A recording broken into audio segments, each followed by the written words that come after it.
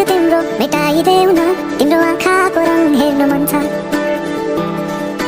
बाँधेको केश फुकाइदेऊ न, हावाले उडाएको मन पर्छ।